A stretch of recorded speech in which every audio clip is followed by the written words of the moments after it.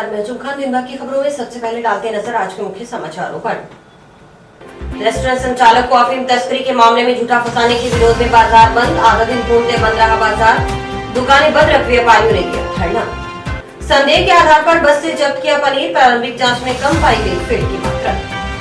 Cargo ने नहीं delivery की दवाइयां, चुकानी होगी दवा की कीमत सहित अन्य खर्चा। जिला उपभोक्ता विवाद प्रतिदोष आयुक्त हनुमानगढ़ ने सुनाया फैसला।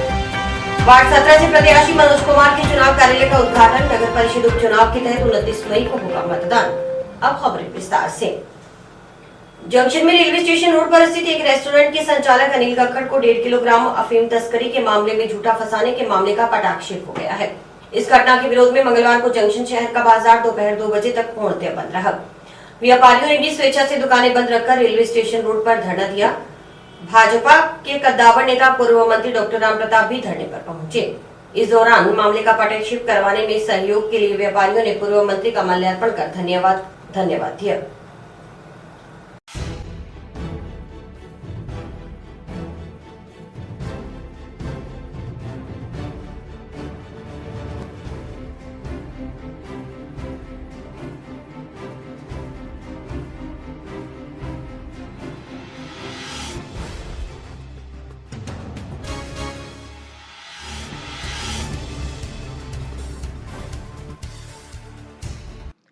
व्यापारियों ने मांग की है कि सागरमल बैजनाथ बिहानी ट्रस्ट की दुकानों के आगे लगाई गई ग्रिल हटाई जाए, केमिस्ट पर हमला करने वाले आरोपियों को शीघ्र गिरफ्तार किया जाए, साथ ही प्रशासनिक अधिकारी मध्यस्थता कर ट्रस्ट की दुकानों को लेकर चल रहे विवाद को सुलझाएं। इस मौके पर पूर्व मंत्री डॉक्टर रामप्रताप ने कहा कि व्यापारी अनिल गक्खड़ के साथ जो घटना घटी उसका शहर के हर बच्चे को पता है। अनिल गक्खड़ के परिवार को इतनी बड़ी परेशानी में डाला गया, लेकिन बावजूद इसके सब लोगों ने हिम्मत और एकजुटता रखी, इसलिए अनिल गक्खड़ के परिवार को बड़ा संबल और लड़ाई लड़ने की ताकत मिली। अन्याय के खिलाफ शहरवासी इसी तरह एकजुट रहें, इससे अन्याय करने की हिम्मत नहीं करेगा।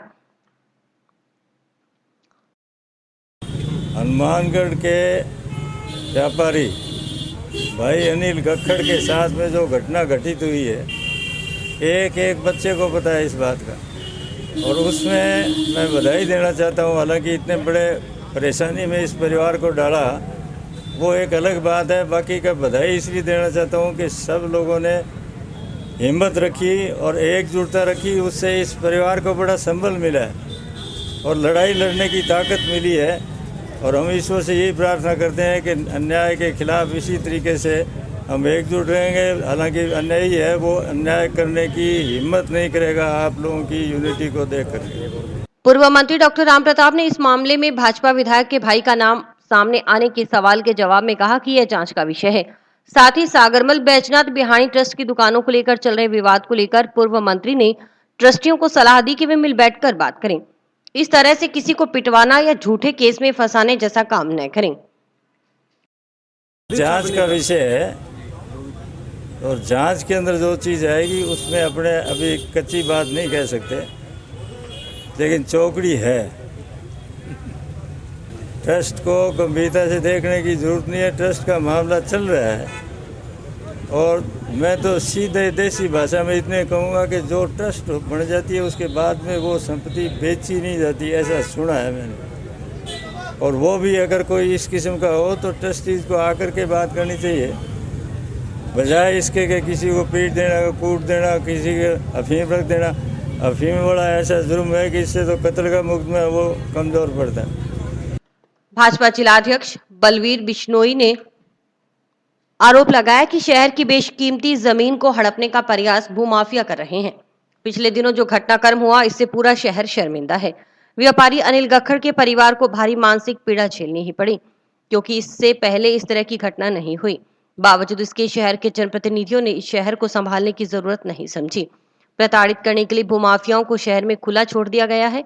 इस लड़ाई को भारतीय जनता पार्टी पूरे तरीके से लड़ेगी। जो इस शहर की बेशकीमती जमीन को हड़पने का जो इस शहर का भूमाफिया प्रयास कर रहा है, और जो अन्याय की विरुद्ध ही नहीं, अन्याय की प्रकाष्ठा के विरुद्ध भारतीय जनता पार्टी डॉक्टर रामप्रताप जी के नेतृत्व में लड़ रही है। 3 दिन से जो घटनाक्रम हुआ इससे पूरा शहर शर्मिंदा है। इस परिवार को तो भारी मानसिक पीड़ा झेलनी पड़ी, लेकिन पूरा परिवार पूरा शहर शर्मिंदा है, क्योंकि हमारे हनुमानगढ़ में ऐसी घटना नहीं हुई। हाँ जी, एक मिनट। और इसी के साथ साथ जनप्रतिनिधि जो हमारा कस्टोडियन होता है, उसने आज तक इस शहर को संभाला नहीं, और भूमाफिया को प्रताड़ित करने के लिए शहर में खुला छोड़ दिया गया। इस लड़ाई को भारतीय जनता पार्टी पूरे तरीके से लड़ेगी। भाजपा जिलाध्यक्ष ने पुलिस को चेतावनी देते हुए कहा कि यह सरकार की रखेल बनकर न रहे, जनता को न्याय दिलाने का काम करे, क्योंकि जनता का विश्वास पुलिस पर है। पीड़ित पक्ष पर ही झूठा मुकदमा दर्ज करवा उन्हें जेल में डाल दिया गया।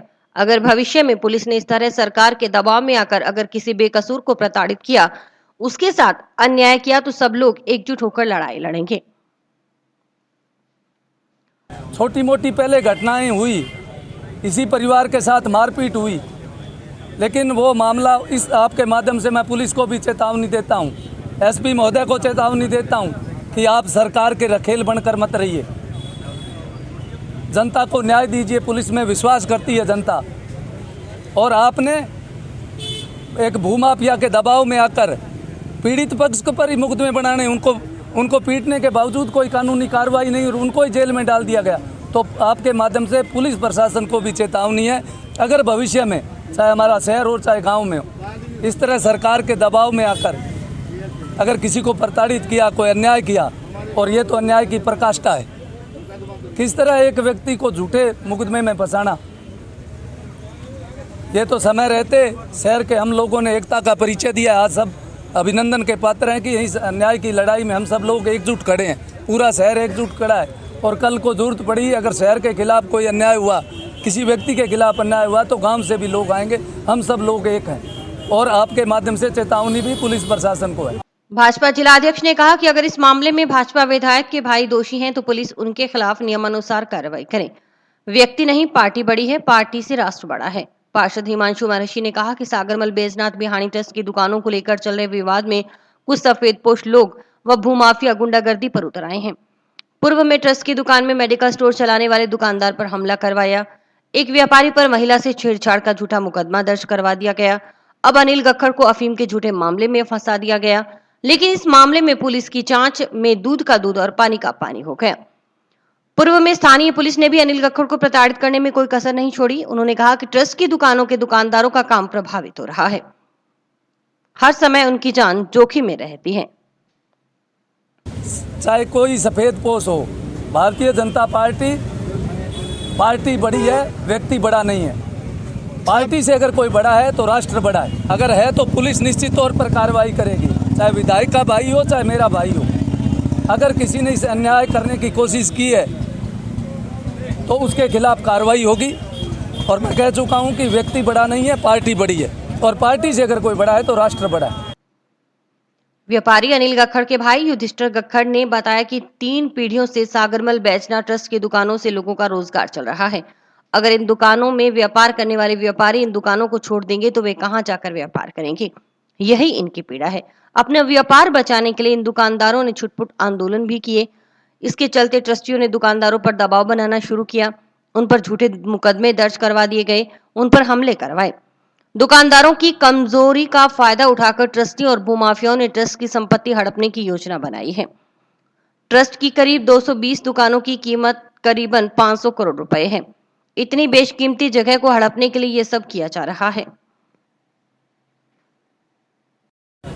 जो ये अफीम प्रकरण का मामला घटित हुआ था सर, उस मामले का पर्दाफाश हो चुका है और हमें सूत्रों से जैसे ज्ञात हुआ है कि हरियाणा पुलिस ने उनको बाइज्जत बरी कर दिया, निर्दोष बरी कर दिया है। तो हमारे परिवार के लिए और पूरे शहर के लिए ये बड़े गौरव की बात है और न्याय और सत्य की जीत हुई है। अब जो हमें वहाँ से अपडेट्स मिल रही हैं, वहाँ कागजी कार्रवाई जेल के अंदर पूरी हो रही है। जो उनका एक पुलिस का या कोर्ट का या जेल प्रशासन का जो एक अपना कर्मवाही जो चक्कर होता है, कागजी कार्रवाई जो होती है, उसके बीच में वो लगे हुए हैं और उनके बार बार वो हमारे संपर्क में कि जैसे ही होंगे तो विद इज्जत विद रिस्पेक्ट वो यहाँ उनको छोड़ के जाएंगे और सारा करेंगे। हम हरियाणा पुलिस का, माननीय एसपी साहब का, माननीय सीएम खट्टर साहब का बहुत बहुत धन्यवाद करते हैं, जिन्होंने अपनी व्यक्तिगत रुचि दिखाकर इसको एक व्यक्तिगत पीड़ा समझकर हमारा ये काम किया। हालांकि दूसरे स्टेट का मसला था, ये कि छोटा मोटा मसला नहीं था, फिर भी इन्होंने बड़े ही एक ईमानदारी पूर्वक किया। तो मैं पूरे हरियाणा पुलिस का भी धन्यवाद करना चाहता हूँ।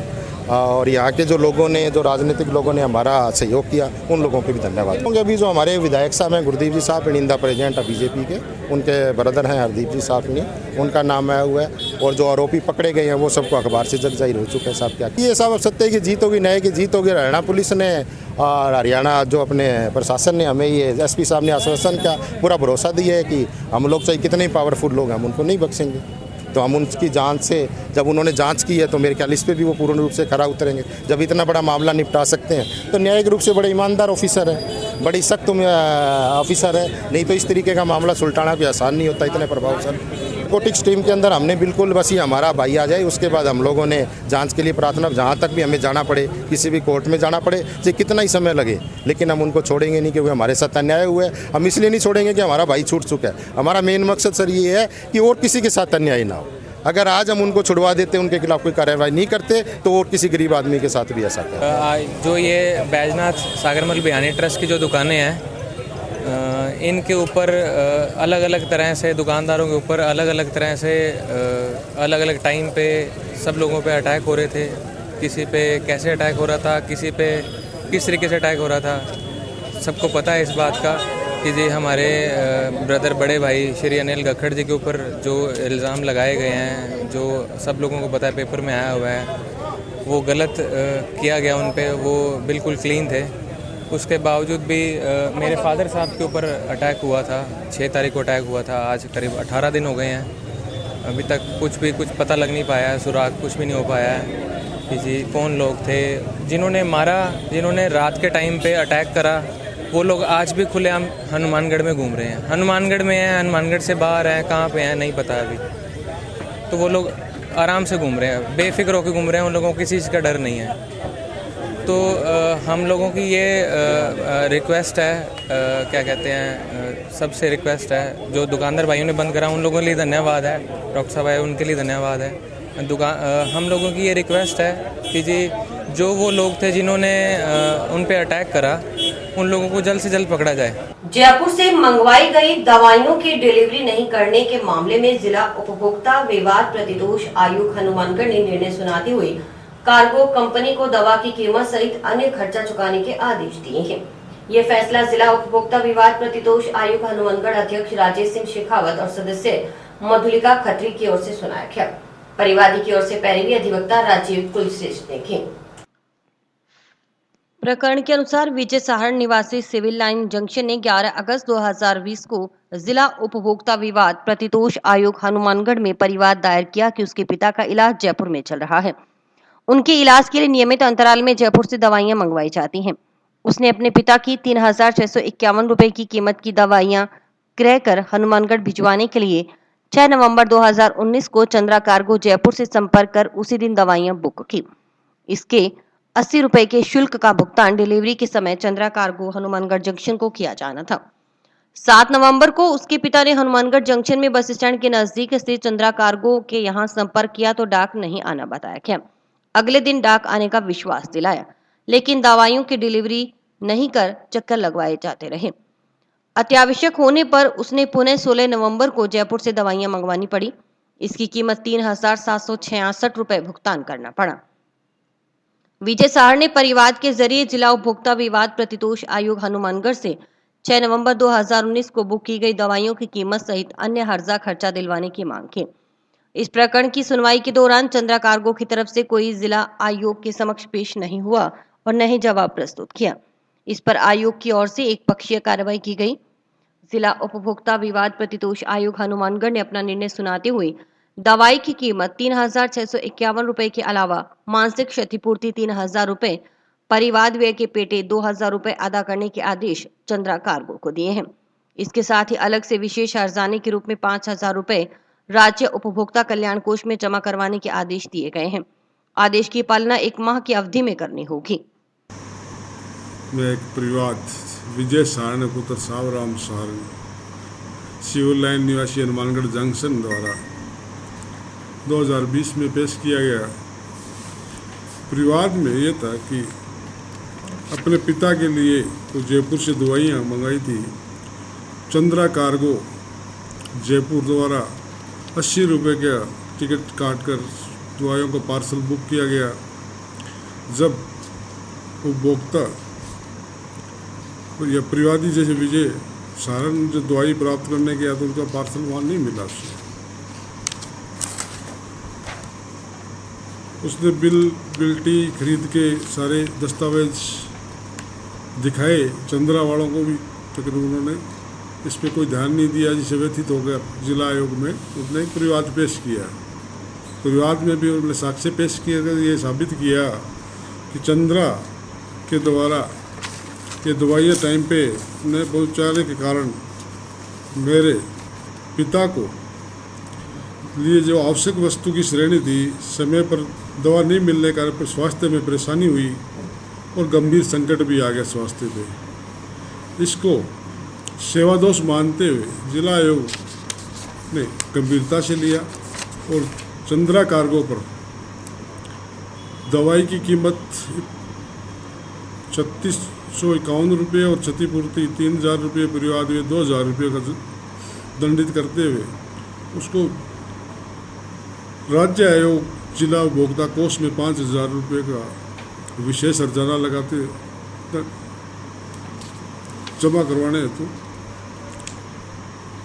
इससे कि परिवहन में जो भी उपभोक्ताओं के साथ परेशानी हो रही है इससे कुछ ट्रेवल्स वालों को सबक मिलेगा, कुछ उपभोक्ताओं को राहत मिलेगी और भविष्य में ऐसे कोई गलती नहीं करे जो कि एक आवश्यक प्रकृति की वस्तु के जिसको दवाई जो जीवन क्षति के लिए थी उसको भी वो समय पर नहीं पहुंचाए तो एक सेवा दोष है जिसको गंभीरता से लेते हुए इसको आर्थिक दंड से दंडित किया। चिकित्सा एवं स्वास्थ्य विभाग की टीम ने मंगलवार को सूचना पर कार्रवाई करते हुए जंक्शन बस स्टैंड में लोक परिवहन बस से संदेह के आधार पर करीब 3 क्विंटल पनीर जब्त किया है। प्रारंभिक जांच में पनीर में फैट की मात्रा कम पाई गई। विभाग की ओर से फैट की सही मात्रा का पता लगाने के लिए पनीर का सैंपल लैब में भिजवाया जा रहा है। मुख्य चिकित्सा एवं स्वास्थ्य अधिकारी डॉक्टर नवनीत शर्मा ने बताया कि उन्हें मंगलवार को सूचना मिली कि नौहर से लोक परिवहन की बस में मावा या पनीर रखा हुआ है, उसे बड़ी मात्रा में सप्लाई किया जा रहा है। सूचना पर मेडिकल विभाग व जंक्शन पुलिस थाना की टीम ने जंक्शन बस स्टैंड में खड़ी लोक परिवहन की बस का निरीक्षण किया तो उसमें करीब 3 क्विंटल पनीर रखा हुआ था, जो प्लास्टिक की 12 थैलियों में भरा हुआ था। ये बस नौहर से गंगानगर जा रही थी। बस चालक परिचालक के पास न तो पनीर के परिवहन संबंधी कोई बिल मिला और न ही ये जानकारी दे पाई कि पनीर की सप्लाई किसे देनी है। इस पर संदेह के आधार पर मौके से पनीर जब्त कर फ्रिज में रखवाया गया। प्रारंभिक जांच में पनीर में फैट की मात्रा कम पाई गई। फैट की सही मात्रा का पता लगाने के लिए सैंपल लैब से भेजा जा रहा है। परिवहन विभाग को भी सूचित किया गया है कि बिना किसी बिल के अगर इस तरह किसी वस्तु का परिवहन न करें, वहीं संबंधित एजेंसी को भी नोटिस जारी किया गया है और सप्लाई करने वाली जगह का भी पता लगाया जाएगा। सीएमएचओ ने बताया कि कलेक्टर के निर्देशन में शुद्ध के लिए युद्ध अभियान निरंतर जारी है ताकि मिलावटी खाद्य पदार्थों की बिक्री न हो सके। जी, आज हमें सूचना मिली थी कि कोई नौहर से कोई बस में मावा या पनीर रखा हुआ है और बड़ी मात्रा में उसको सप्लाई किया जा रहा है। तो उसी के तहत हमारी मेडिकल की टीम, हमने पुलिस विभाग को ही फ़ोन किया था तो वहाँ से भी टीम आई थी। तो करीब 3 क्विंटल पनीर हमने जंक्शन बस स्टैंड से बस चालक से वहाँ से बस से उतरवा लिया था और बस चालक के पास ना तो उसकी कोई रसीद थी, ना ही किसको देना है इस बारे में भी वो जानकारी दे नहीं पाया।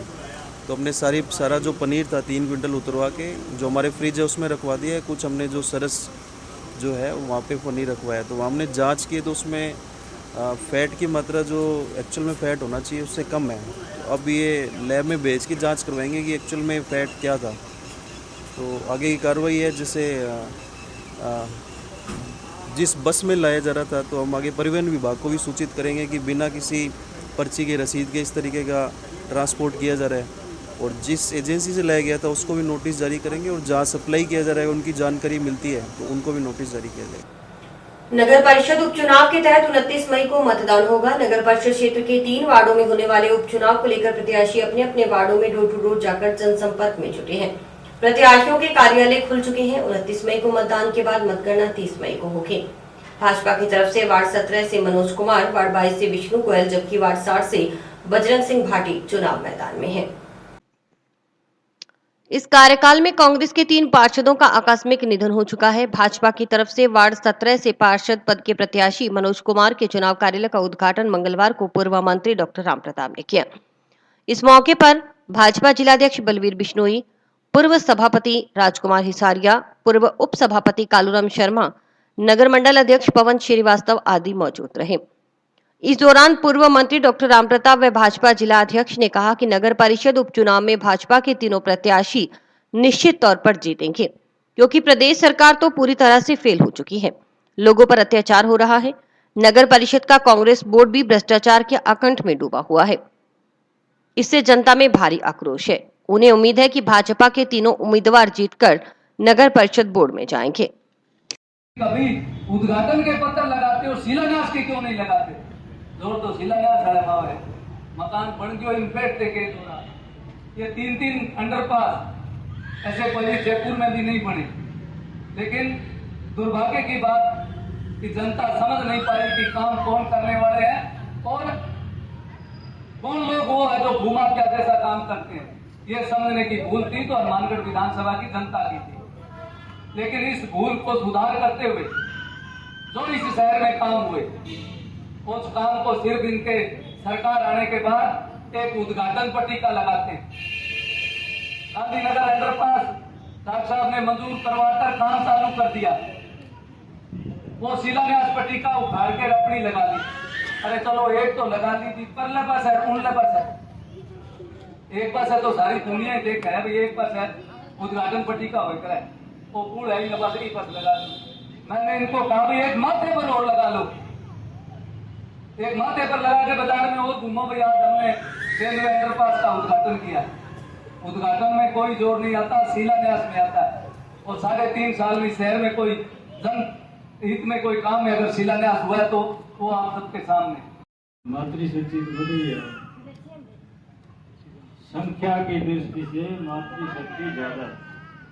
इसलिए मैं इनके मन की बात ये कह करके मेरी बात शुरू करता हूँ।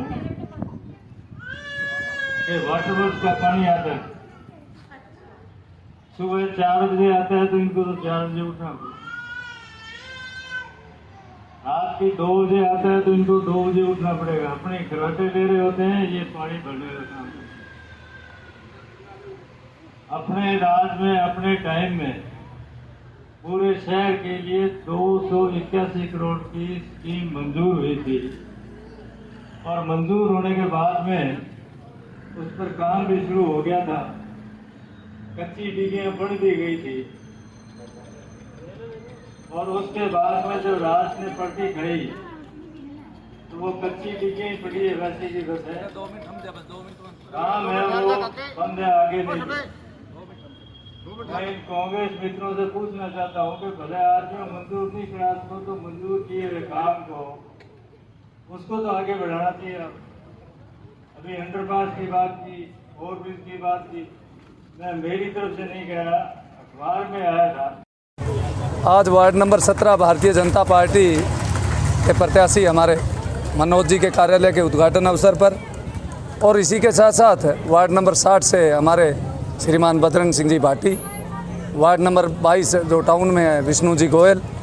तो भारतीय जनता पार्टी के तीनों उम्मीदवार मैं कहता हूं कि निश्चित तौर पर जीतेंगे, क्योंकि इस सरकार का, प्रदेश सरकार का फेलोर, नगर परिषद जो भ्रष्टाचार के आंकट में डूबी, अहंकार में डूबी और किस तरह लोगों पर अत्याचार कर रही है। वो कल परसों की घटना जो रेलवे स्टेशन के पास भूमि की घटना, उसमें भी जिन जिन लोगों का हाथ है, तो और ये सत्ता में बैठे लोग मूक दर्शक बने हैं, तो शहर में भारी आक्रोश है और मुझे उम्मीद है कि भारतीय जनता पार्टी के तीनों उम्मीदवार जीतकर इस बोर्ड में जाएंगे।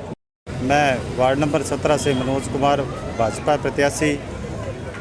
आप सभी से मेरा निवेदन है, 29 तारीख को आप भाजपा के लिए वोट करें, कमल के फूल का बटन दबाएं।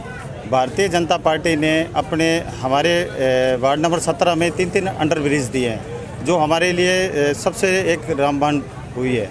और भारतीय जनता पार्टी के राज में सबसे ज़्यादा सड़कें बनी, नालियां बनी और वो आज भी है। और मेरे को आप इस उपचुनाव में एक बारी 29 तारीख को मौका दें और मुझे विजय और अभी वक्त है ब्रेक का।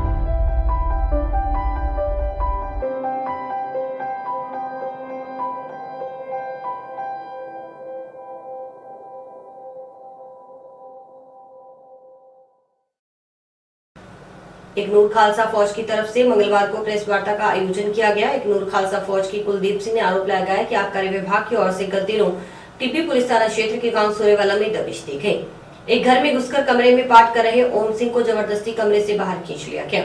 उसकी पगड़ी की बेअदबी की गई। आबकारी अधिनियम की ओर से मुकदमों में फंसाने की धमकी दी गई।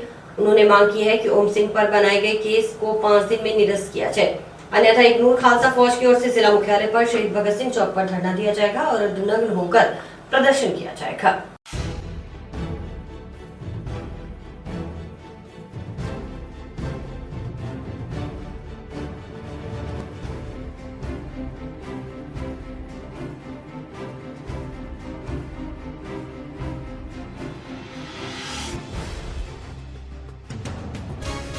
इग्नूर खालसा फौज की तरफ से आज प्रेस कॉन्फ्रेंस की गई है।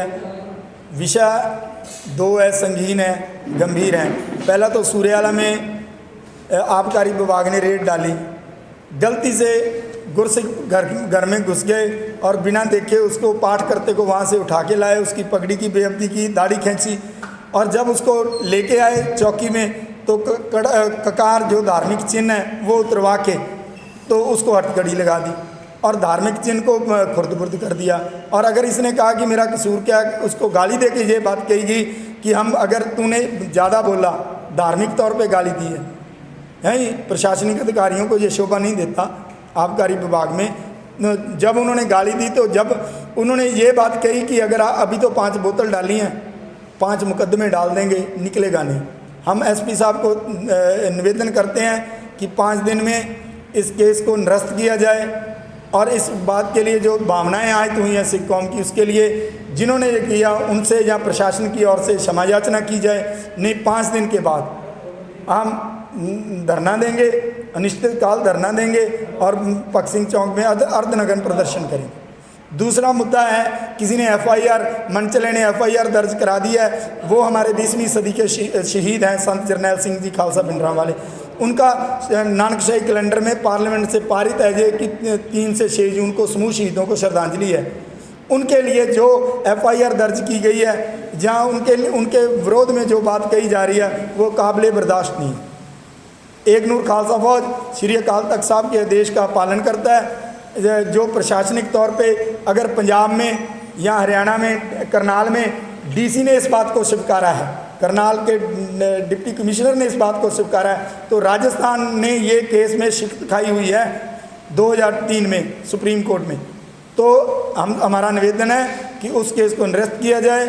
उस भावनाओं को, जिस बंदे ने FIR दर्ज किया उस पर 420 का केस किया जाए। सिख भावनाओं से खिलवाड़ हमें बर्दाश्त नहीं है, क्योंकि इस देश के लिए हमने सदा ही सेवा की है, चाहे अन्न है, चाहे वाइट रेवोल्यूशन है, ग्रीन रेवोल्यूशन है, ब्लू रेवोल्यूशन है, कुछ भी है, चाहे सरहद है।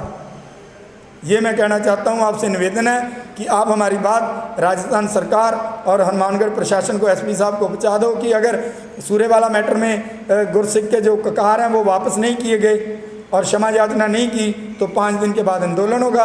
और अगर वो FIR दर्ज नहीं हुई तो फिर उसका राजस्थान स्तर पर हम आंदोलन करेंगे। एक दादा ने अपने पोते के जन्मदिन पर ग्राम पंचायत 2 खेंचे की गौशाला को 51,000 रुपए का आर्थिक सहयोग दिया है। इस दौरान परिवार के सदस्य मौजूद रहे। ये राशि गौशाला समिति पदाधिकारियों को सौंपी गई। जंक्शन निवासी मुलकराज गुप्ता ने बताया कि वे 2 खेंचे की गौशाला में पूर्व में आते रहे हैं। गौशाला में जरूरत को देखते उन्होंने अपने पोते दिव्य गुप्ता पुत्र अंकित गुप्ता के जन्मदिन पर आर्थिक सहयोग दिया।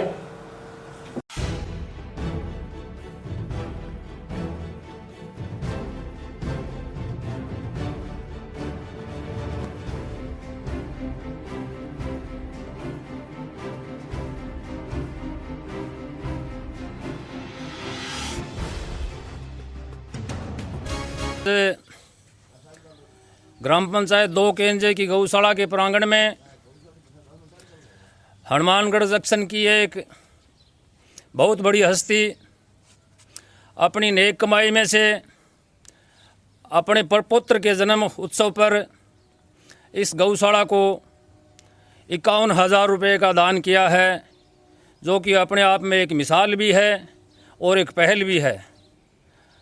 मैं इस पत्रकार के माध्यम से शहर के सभी दानदाताओं को एक संदेश देना चाहूँगा कि जिस तरह से मुल्क राज्य ने ये इस तरह की पहल की है, इस परंपरा को आप भी अपने बेटे के जन्मोत्सव पर, अपनी शादी की सालगिरह के ऊपर जो भी किसी भी बहाने से अगर दे सकते हैं तो गौशाला के अंदर ज़्यादा से ज़्यादा दान दें। यह बात हमारे सनातन धर्म में कहा गया है कि जिस घर के अंदर जिसके माता पिता जिंदे हों और गऊ घर में हो तो उसको कहीं को 4 धाम यात्रा करने की, कोई कहीं भी यात्रा तीर्थ यात्रा करने की आवश्यकता नहीं है, क्योंकि गऊ माता के अंदर 33 कोटि देव देवताओं का वास बताया गया है।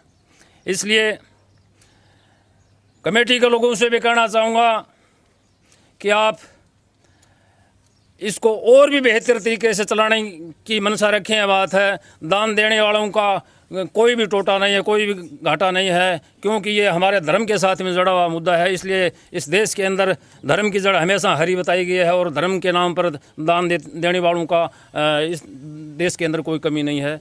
इसलिए यही संदेश देना था मुझे कि बाकी के लोग भी, शहर के जो दानदाता हैं, वो भी ऐसे मौक़ों में आगे आकर के और इस गौशाला का योगदान करें। मैं पहले भी यहाँ पर आता रहता था, उसके हिसाब से मैं आगे, मेरे पोते का जन्मदिन था आज, मैंने 51,000 रुपये उपलक्ष्य में दी। और इसी के साथ समाचार समाप्त हुए। रोजाना देखते रहिए समाचार। नमस्कार।